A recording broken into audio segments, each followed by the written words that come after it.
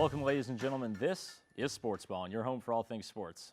My name is Ethan Markham, and as always, I'm joined by Connor Smith and Jace Vincent. You guys ready to talk some ball? Dude, I'm so pumped up. Best day of the week. Let's get after it, boys. Yep, Mondays are the best days for us, and packed sports day to talk about stuff. Absolutely. We'll go ahead and dive on into it. Yesterday, at one of the most storied traditions in all of sports, we saw one of the best finishes to a Masters tournament that we've ever seen, as Rory McIlroy defeated Justin Rose in a playoff. Guys, what are your thoughts on this year's Masters? You know, I'm really excited and happy for Rory. I mean, he got his green jacket, completes the Grand Slam, just a sick golfer of all time to do so. This was his 11th attempt to complete the Grand Slam. You know, he's kind of choked the last couple years, but finally got over the hump this year and got it done. Absolutely, and first time a green jacket's going to come home to Ireland. Going to go to Northern Ireland there. Of course, Rory McIlroy finally gets one done. Finally gets to put the naysayers to bed of him coming up short in the clutch. Talked about a little bit, you mentioned it a little bit, of him coming up short against Bryson last year in the U.S. Open. Gets his get back this year, so a little bit of smack talk beef, whatever you want to call it, throughout the week between those two. So that was really fun to watch. Well, what much talk? Yep, You mentioned coming up short against Bryson. I mean, that was, you know, he almost came up short yesterday. Yeah. I mean, he missed pretty much the same putt that he missed against Bryson. It takes a lot to still be able to come through that and clinch a tournament.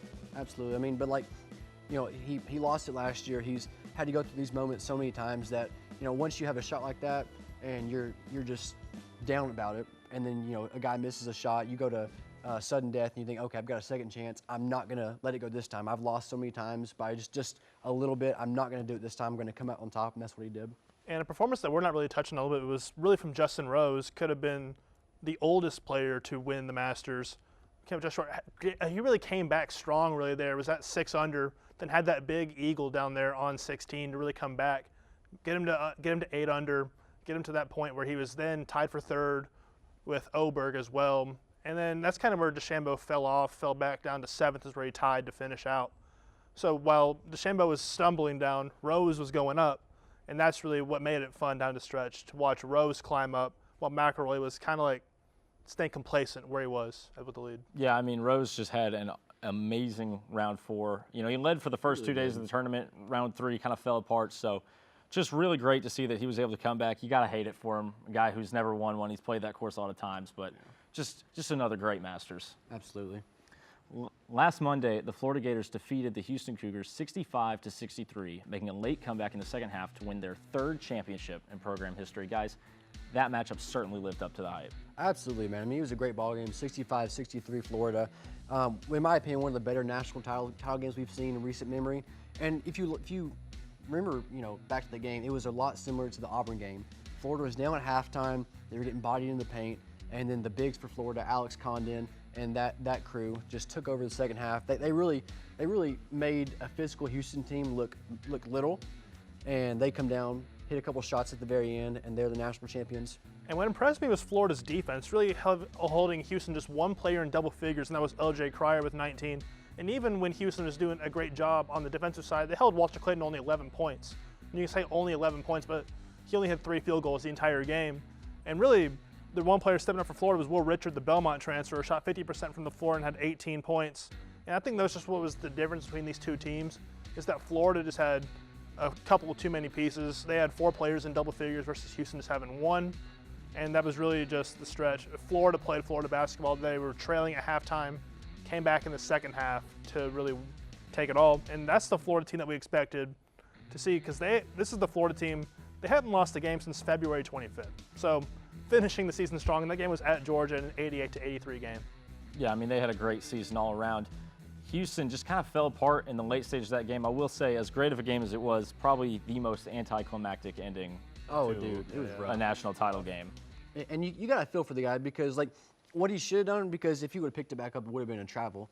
But what he should have done is either taken that or let the guy get the ball and foul him. Instead, he just let him just dribble the ball out. Because at that point, if you foul him, you're down by 2 points. You're hoping he misses 1, and you get a shot to tie it at the very end.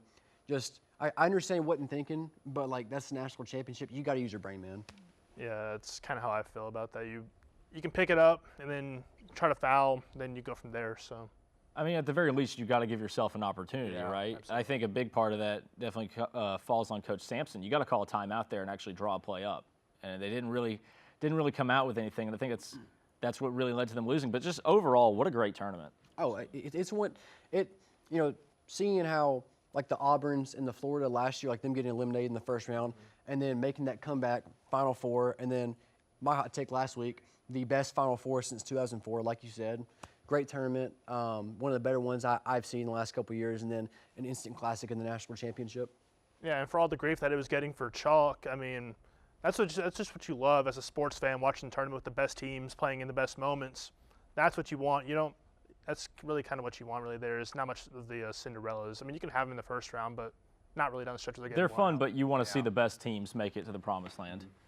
We'll take a quick break, and when we come back, we've got an NIL controversy in college baseball up next.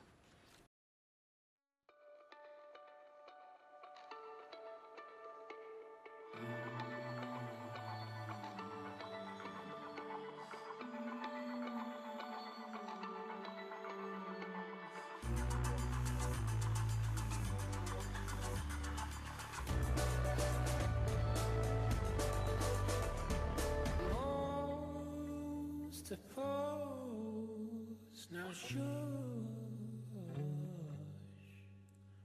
she makes the sound she makes to calm me down.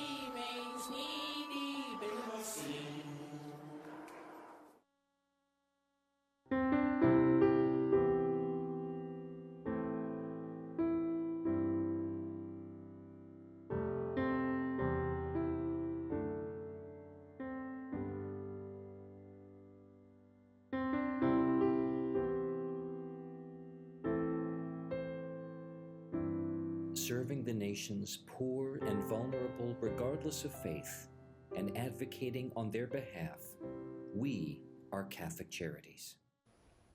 Some of the biggest news from the last few days, Tennessee quarterback Nico Iamaleava has entered the transfer portal after an attempt to negotiate a new contract with the University of Tennessee fell through.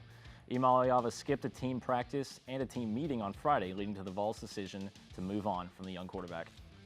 You know, what an embarrassment for the sport of college football and just college athletics in general. The whole Nico situation, it gets worse and worse as it comes out. I mean, you heard that he was negotiating a deal and then missed practice, and then it came out that he was talking with other teams before that. And then it comes out from Josh Pate of CBS Sports that he and other players tried to opt out of the playoff games to get a new deal. I mean, Nico and his family should be ashamed for that. But also Big Nick and his uncle, I forget what Nico's uncle's name is, but they drug On Three and Pete Nichols through the mud, called him every name in the book. Just that entire family needs to look in the mirror and should be ashamed of what they did. The way I think of the whole situation is there's no winners in the whole situation. Tennessee's not any better without Nico, and now Nico has put himself in a situation where now it seems like nobody wants him except for Tulane. a couple schools like Tulane or UCLA. But yeah, there's no winners in that situation at all. I'm going to touch on it a little bit later because it kind of like ties into my hot take. But yeah, I mean, it's bad for the sport of college football. I'm happy for Tennessee for putting their foot down. But it's a bit of a situation that Tennessee kind of put themselves in going back to when they sued the NCAA. Yeah, I agree with that, actually. I really do. But the biggest thing is, how would you know this was the route that it was going to go, right? Yeah. I mean, back then when they got him, they said, all right, we're giving a 18-year-old kid $8 million. That's a lot of money. Who knew that making it to the college football playoff would have him and his camp demanding going from $2.2 million that season to $4.5? You know, who also knew that a 19-year-old kid was going to try and shake down a university of president and athletic department, head coach, and all that. Like, that's just, it's becoming the NFL, like the game that I love, and I still love college football. Don't get it wrong. College football is the best sport. Nothing will change that. But the sport that I used to love even more, I'm starting to like it less because of this kind of stuff. It's professional now, all right? These players are employees. Nico is trying to do a holdout. He's trying to do a Le'Veon Bell, all right? It's not good for the sport. They're not employees, and that's part of the problem, is they need to be employees to. Exactly, but like in theory they are, but I agree with what you said. Yeah, that's. It's just not good for the sport. I mean, it'd be one thing, right, when we talk about guys opting out of games, normally it's seniors, right? It's bowl season. You don't want to get hurt before you go to league. This is a redshirt freshman opting out of playing in a game that they need to win to keep going to a national title. That's where the problem is. That and also, like, he was making $2.4 million, but he had less than 3,000 yards passing and 19 touchdowns to 5 picks. So he wasn't even worth the $2.4 million he was getting. So why should he get double? Shouldn't. Absolutely shouldn't. This past weekend, the Volunteers secured a huge bounce-back series win on the road in Oxford against number 6 Ole Miss. This matchup included 3 close games as well as an elite performance on the mound from Liam Doyle against his former team. The baseball's bounced back this week, 3-1 on the week. Won 10-2 against Alabama State in the midweek, and then took 2 out of 3 from what was the number 6 team in the country. Now they're, I think, number 11. Yeah, they're 11. According to D1 Baseball, took 2 out of 3. The offense for Tennessee, it wasn't really going as well as it had been in the past. But that's what happens whenever you play in the SEC. You're not going to score 10 runs a game, but the Tennessee pitching staff, phenomenal, especially the starters. You look at Tegan Coons and Liam Doyle, like you said, but Tegan Coons as well. Those combined gave up 3 earned runs in over 10 innings. I know the Saturday game didn't go how Tennessee wanted it to go, but giving up 5 runs, I think it was on Sunday, and then giving up 2 on Friday against a top 25 team. That's got to be something that Tony Vitello really likes. Yeah, and anytime you can get a top 10 road series win, that you can bang on that. Liam Doyle, of course, being the star of the weekend, 8 1/3 and 14 strikeouts, a pair of career highs for him, especially going off against his former team. And on Sunday, if you want to look at it, Reese Chapman kind of being the one to put the finishing touches on it, gets a 2-run home run in the top of the 9th to put Tennessee ahead 10-8. And Tennessee showing off that offense. They do, I think, have to find some answers in the pitching outside of Friday, because you've seen the last couple weekends in A&M and Ole Miss where Marcus Phillips and Tegan Coons have kind of shown why they haven't started. It's been inconsistent. Yeah, it's been really inconsistent outside of Liam Doyle, but they did do a good job having Nate Snead come in there to close out the last couple innings to finish it out. I'd say it's probably just, like you mentioned, a little bit of inconsistency, but give them some time. I think they're going to get right back on track. You obviously talked about Doyle, just an insane performance. Andrew Fisher also against his former team as well. He played great. Just a great series for the Vols. We'll take another break from the action, and when we return, we've got our hot takes of the week.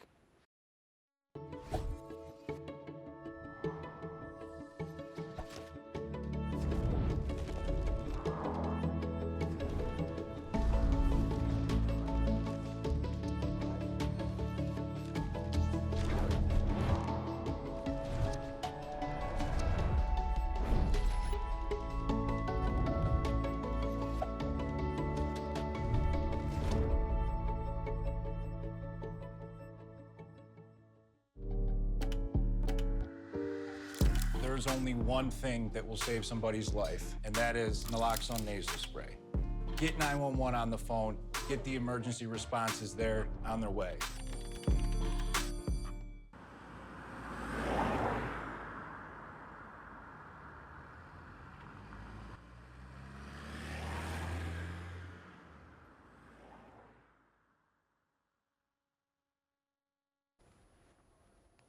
Welcome back. It's time for our hot takes of the week. Jace, we'll start with you. So this is a hot take I think both of you are going to like, and it's that I think that NIL, it's still good for college football and college athletics as a whole, and that's because we're at a point in college football right now, instance Nico, where the players just doing whatever they want, under the table activity. There is no rules from the NCAA because they just get sued anytime they try to make a rule because they're not employees.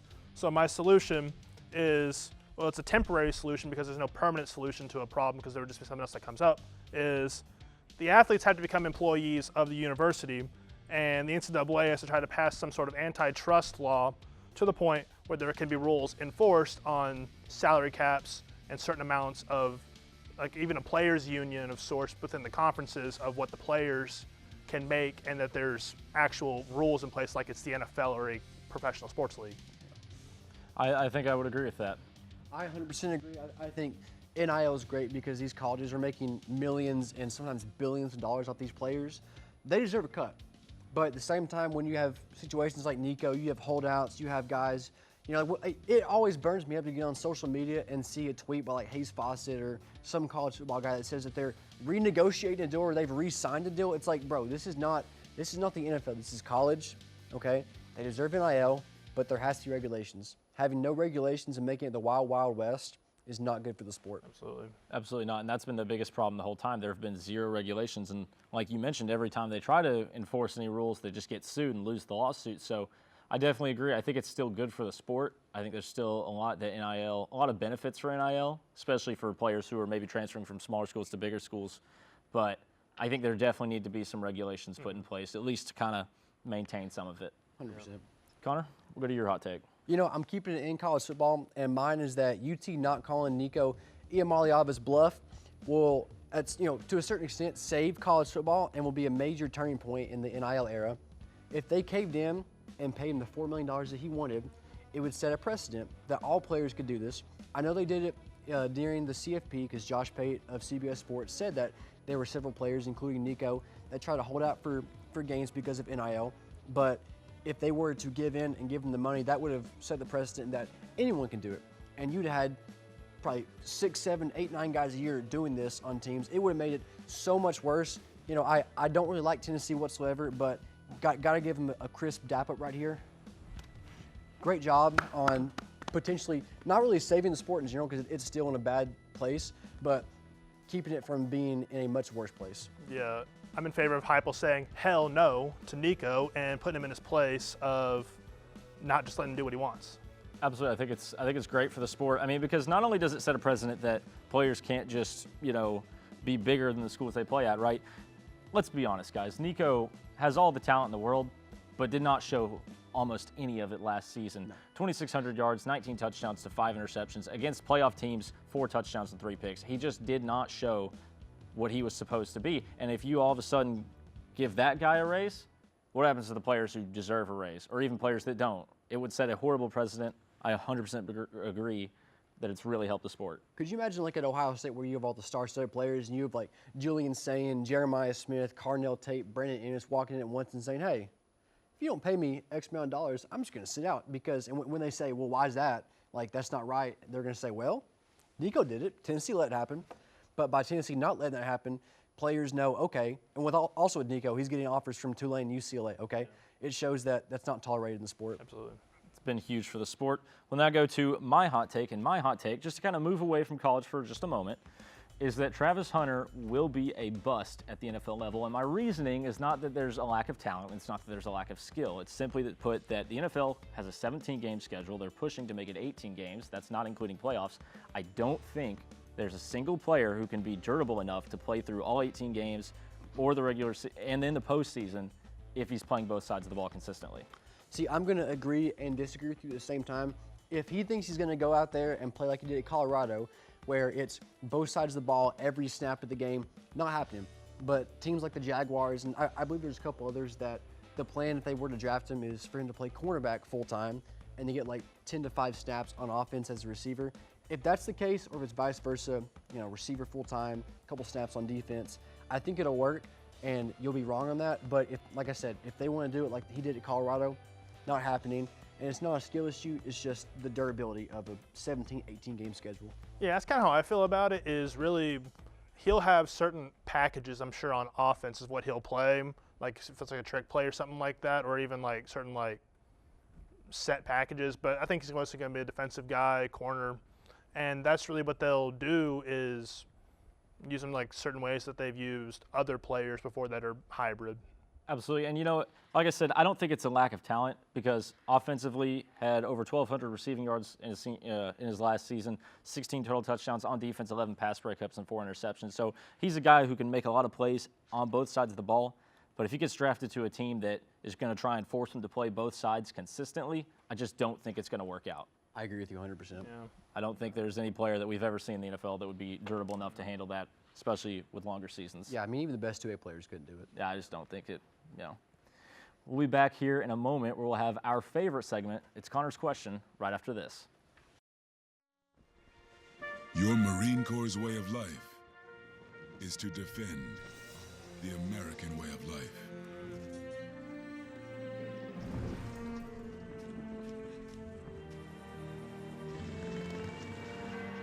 Every day, we take a stand for our nation, for each other, for us all. The few, the proud, the Marines. We do it.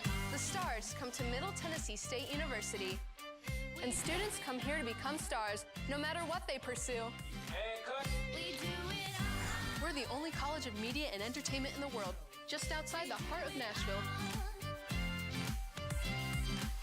Look, mic check, 1, 2, everybody listen. When you do it like this, ain't no competition. I'm talking B.I.G., VIP. Treat them like a front row seat and make them pay attention. If I shoot for the 3, then I ain't never missing. Cranking up the degrees like I was in the kitchen. Can't lose, got too much to prove. And when you do it all, it get too hard to do it. Our curriculum and facilities are cutting edge, and our relationships with industry leaders give students an edge over the competition.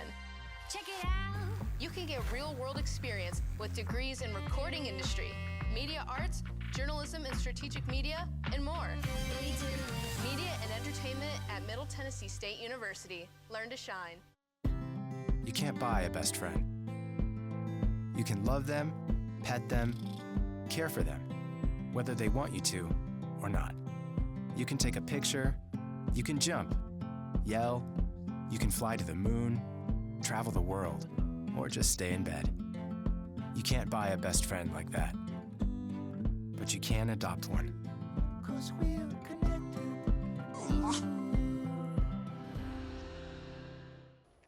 It's time for our favorite segment, Connor's Question. Connor, what do you have for us this week? Thanks, Ethan. This week, if 2019 LSU and 2001 Miami were to play each other, who would win? These are two, probably like unanimously, the two best teams of all time. Just for context, LSU, some notable players: Joe Burrow, Jamar Chase, Justin Jefferson, Patrick Queen, Derek Stingley, and Grant Delpit. And then on Miami side, you got Ken Dorsey, the Heisman finalist, Clinton Portis, Andre Johnson, Vince Wilfork, Ed Reed, and Frank Gore. I think LSU probably has the better, star power, but just top to bottom, that 01 Miami team was insane. Give me the Canes by a touchdown.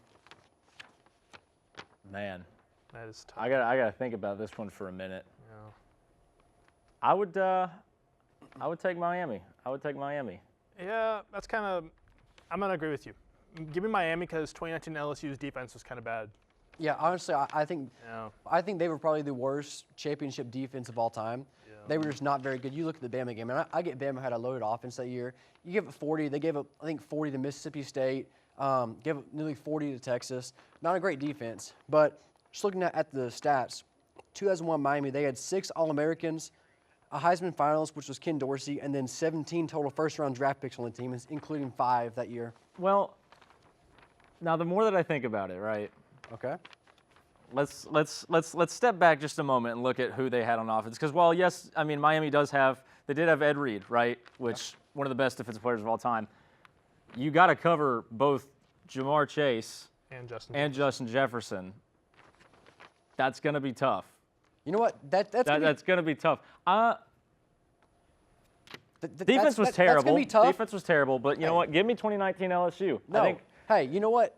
That'd be tough to cover, but whenever Vince Wilfork is going through that dog water offensive line, it's not going to matter because they're going to be in Joe Burrow's face. yeah, but I mean, I don't know, man. I mean, Thaddeus Moss was a solid blocker, so if you come up with some solid formations to just have somebody to kind of not really stop Vince Wilfork because you're not going to be able to get, I don't know how, he's like 380? He's also something an interior crazy. lineman, so he wouldn't be blocking him. Well, you pull him back, and then but the thing is that you have so much talent on that offense. I don't know, man. And it's a different era, too, right? So they're not going to be expecting as many spread open formations. There's a lot that I really think LSU could do. Give me LSU. No. Didn't LSU have Darius Geis that year on defense? No, they did not. I don't remember. On defense, he was a running back. No. No, not Darius Geis. Who was the one? Caleb Von Chase on. And Patrick Queen, they had Delpit. They had a solid pass rush that Yeah. year. They just couldn't I was trying to cover think a of the pass. one They had good Christian corner. Fulton. I was trying to think of the good defensive back that plays for the Derek Stingley. Texans now. Derek Stingley. I shouldn't think he was on that team or not, but no. I think LSU. No. I think Okay, it'd be a game of the century. I take back my statement. The LSU offensive line was not bad. I want to fit my narrative. But listen, there's a stat out there that the 2001 Miami Hurricanes team could not score a single offensive point and they would have won 8 or 9 games that year because the defense scored that many points. Special teams was that good. I think they would win something like 38-31. What if I gave you a point in Ethan's favor, and it's that Miami was doing it in the Big East and LSU was doing it in the SEC? And then Miami beat Nebraska by like 25 in the Natty. I want to take 2019 LSU. No! That's not, I'm going 0-1 Miami. That's all we've got for Connor's question, but stick around for our predictions on Nico's new team, as well as everyone's picks for the week.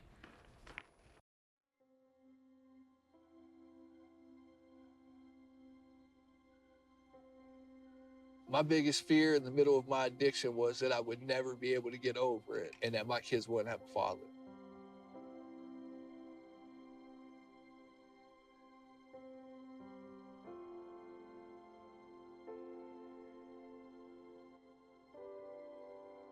Crippling depression, anxiety, exhaustion.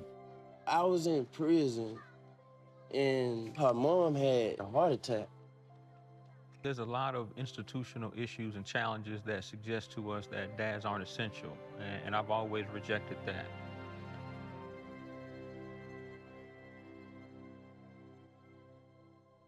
Sometimes you don't have to know everything about being a dad. You just gotta be there.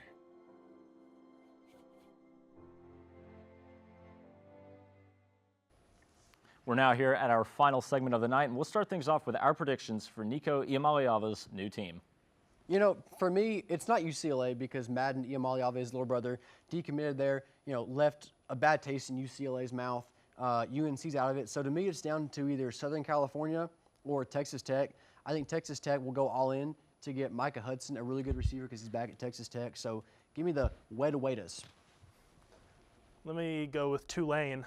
Roll Wave, former SEC school back in their prime. So they're willing to pay him, of course, because they lost their quarterback who Duke paid like $8 million for. So give me the Tulane Green Wave. Originally, I was going to say North Carolina, but as of about 2 hours ago, they don't care and don't want him anymore. USC came out and already said they're not looking for a quarterback. The GOAT, Dan Lanning, is the reason that we all found out about all this. Danning. Sco Ducks. Dan Lanning. So I got to take Tulane. I thought UCLA for a minute, but they already have a transfer quarterback, Joey Aguilera from App State. So give me Tulane. Okay. We'll now go to our picks of the week, and we'll start things off with our first game, the Memphis Grizzlies and the Golden State Warriors. Give me the Warriors, bro, okay? The Splash Brothers 2.0 got Jimmy B, Steph Curry, Chef Curry. Chef Curry, Steph Curry, don't matter. Warriors in 5. First off, what a game that they had between the Warriors and the Clippers that led up to the whole seeding point. But, yeah, give me the Warriors over the Grizzlies in the play-in. Yeah. I'll take I hate to say it, but I will take the Warriors as well. I think that's just how it's going to go. We'll now go to our next game, the MTSU Blue Raiders and the Belmont Bruins. MTSU lost 2 out of 3 to Louisiana Tech over the weekend, but they were all pretty competitive games. MTSU won a one-run ball game on Sunday. I think they carry that momentum into Tuesday and beat Belmont at Belmont. Yeah, mid-state battle, so I'll take MTSU. I'll take the Blue Raiders as well. They already beat Belmont once this season. Yep. I say they'll do it again now. The Nashville Predators and the Dallas Stars. Dallas Stars. I know I'm going to get a lot of hate because that's their big rival, but Nashville is horrible. Dallas. I'll take Nashville to win, purely because I'll be in attendance and I'm 3-0 at Preds games. I'll take the Stars. Think they're going to get it done. In our last series, the Tennessee Volunteers and the Kentucky Wildcats. Vols. Vols by 50. Vols will get a clean sweep. It's got to be the Vols. I don't think the Wildcats have enough firepower to keep up. The Wildcats. That's all the time we have for tonight. We thank you for tuning in, and remember to look for all future episodes of Sportsballin on Blue Raider TV and YouTube every week on Tuesday. For Connor Smith and Jace Vincent, I'm Ethan Markham. Good night.